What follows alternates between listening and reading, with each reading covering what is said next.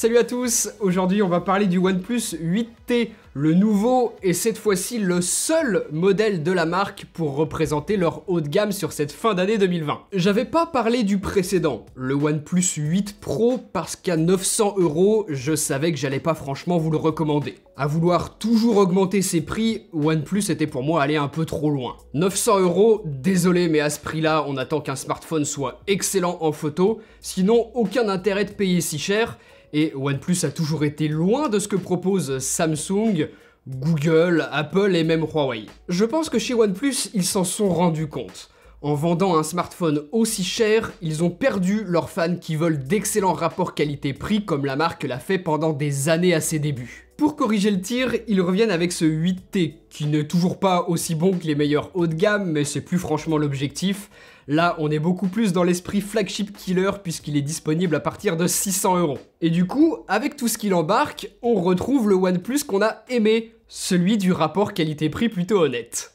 L'un des points forts de OnePlus, et c'est encore le cas sur ce 8T, c'est que pour l'écran, il nous offre quasiment ce qui existe de mieux sur le marché, et c'est un régal pour les yeux.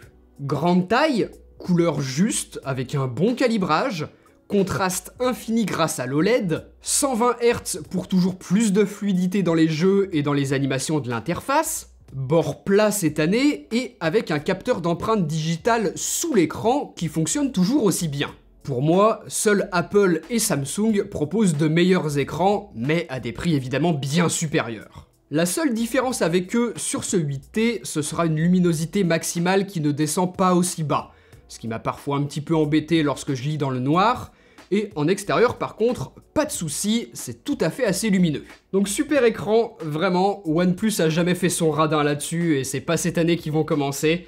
C'est une plutôt grande taille, 5,5 pouces, mais sans être non plus trop grand, moi qui ai pas des mains immenses. Il ne faudrait pas plus, mais c'est super confortable pour si par exemple vous aimez beaucoup jouer sur votre smartphone ou que vous regardez souvent des vidéos. À l'intérieur maintenant, que ce soit au niveau du processeur, de la puce graphique ou de la mémoire vive, encore une fois, OnePlus a été généreux. Ça ne chauffe pas anormalement, c'est tout ce qu'il nous faut pour faire tourner absolument n'importe quel jeu sans ralentissement, ou encore utiliser plusieurs applications en simultané sans que l'interface ne lag. Interface qui est d'ailleurs toujours aussi excellente. C'est Android 11 avec OxygenOS par-dessus, la surcouche de OnePlus qui, je vous le dis à chaque fois que j'en parle, est toujours dans le top 2 avec ce que fait Samsung. D'ailleurs, ils se sont clairement inspirés d'eux avec cette nouvelle version d'OxygenOS, davantage pensée pour un usage à une main, avec des menus plus gros et davantage placés sur le bas de l'écran. Les animations sont bien intégrées, les menus ne sont pas trop fouillis et on retrouve rapidement ce que l'on cherche sans batailler parmi plein de fonctions rajoutées et inutiles. Bref, tout a été pensé pour que ce soit agréable à utiliser. Le mode Always On est pratique et on peut personnaliser ce que l'on souhaite afficher. Pareil pour les éléments de l'interface que l'on peut modifier selon ce que l'on préfère. Je vais pas tout vous passer en revue mais croyez-moi, c'est beau, rapide, fluide, moi j'adore. Le seul point d'amélioration que je peux souligner, c'est le système de déverrouillage par reconnaissance du visage qui a fonctionné lorsque je portais un masque avec simplement les deux yeux qui dépassent. Moi, ça me donne pas franchement confiance niveau sécurité et heureusement qu'on a un bon capteur d'empreinte digitale pour le déverrouillage. Mais bon, si l'iPhone a une encoche à l'avant et que beaucoup de smartphones Android ont un simple perçage, c'est pas pour rien même si l'effet esthétique est réussi. Il est pas mal ce design, ça reste sobre, mais c'est pas non plus franchement original. Il ressemble tout de même beaucoup à énormément de smartphones Android et même au précédent OnePlus. Là, ils ont simplement réarrangé le module photo au dos. Si vous voulez un petit peu plus d'originalité, je vous avais déjà parlé des coques Rhino Shield que vous pouvez personnaliser avec votre propre photo.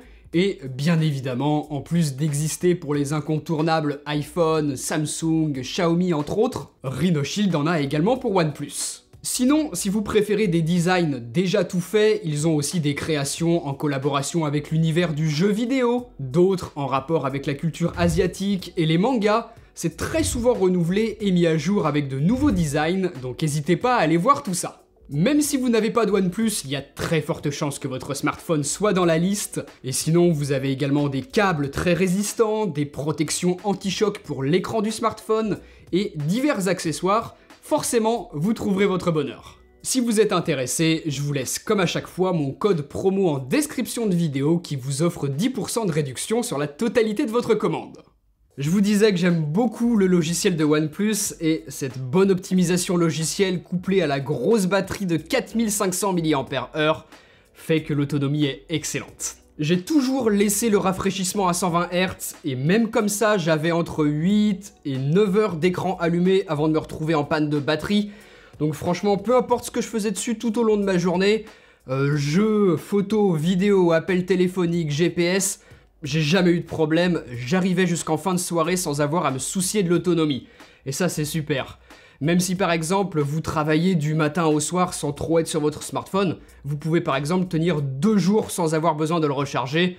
Donc ouais, sans faute pour l'autonomie, elle est géniale. Et comme si c'était pas suffisant, avec le câble et le chargeur fourni, on profite d'une recharge à 65 watts, de quoi recharger de plus de la moitié en une quinzaine de minutes. C'est parfait pour le recharger un petit coup pendant votre pause déjeuner par exemple, ou le matin lorsque vous vous préparez. Ces quelques dizaines de minutes de charge, ça vous assurera de tenir la journée sans problème.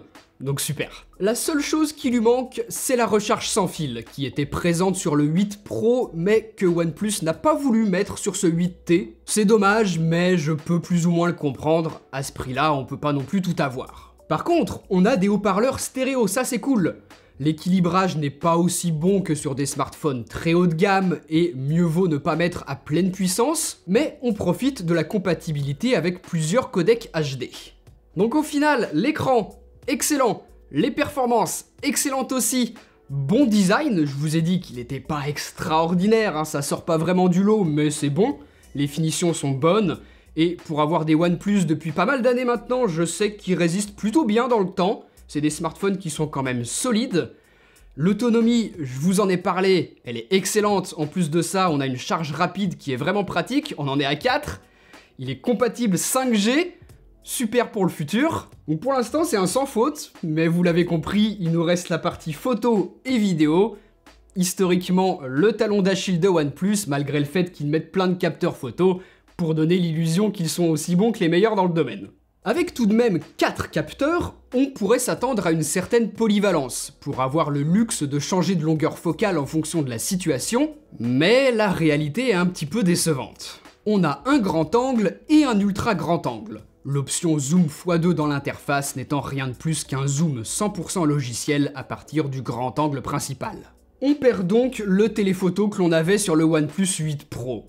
C'est dommage, moi c'est une longueur focale que j'aime beaucoup, que j'utilise très souvent, surtout que là vous allez voir ce que nous offre à la place OnePlus, c'est plutôt loin d'être convaincant. On va avoir un capteur monochrome, accessible à la toute fin des filtres dans l'interface de OnePlus. Alors pourquoi pas? La photo noir et blanc est intéressante dans certains cas, mais là c'est un capteur de seulement 2 millions de pixels. C'est très peu.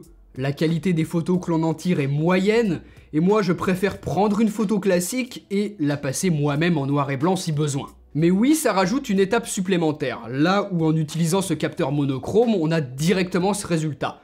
Pratique si on veut publier ça sur nos réseaux sociaux rapidement, par exemple. Mais bon, je suis pas sûr que ça ait été vraiment indispensable de mettre ça. Le 4e capteur, lui, sert à faire de la photo macro. En pouvant s'approcher plus près de notre sujet, lui aussi on peut lui trouver une utilité. Mais avec seulement 5 millions de pixels, n'espérez pas grand chose de convaincant, surtout que la colorimétrie, le piqué, le contraste et tout ce qui fait une belle photo est bien inférieur au capteur principal. Donc comme je vous l'avais déjà expliqué sur le OnePlus Nord, ce capteur macro, je vois pas l'intérêt de s'en servir, et qu'il vaut mieux prendre une photo avec le capteur principal, zoomer un petit peu dedans, et on se retrouve avec un meilleur résultat que si ça avait été fait avec l'optique macro. Donc bon, j'irai pas jusqu'à dire que c'est inutile, parce que je sais que certains d'entre vous vont leur trouver un intérêt dans certaines situations, mais quand même, 2 capteurs sur 4 dont on se pose la question de l'intérêt de leur présence, ça commence à faire beaucoup.